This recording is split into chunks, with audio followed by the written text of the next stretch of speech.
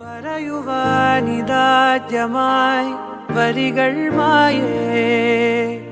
മിഴികളിൽ ഒരായിരം മഴവിൽ പോലെ ശലഭമായി പറന്നൊരാൾ അരികിൽ ചേരും പതിയെ ഞാൻ തൊടുന്നതും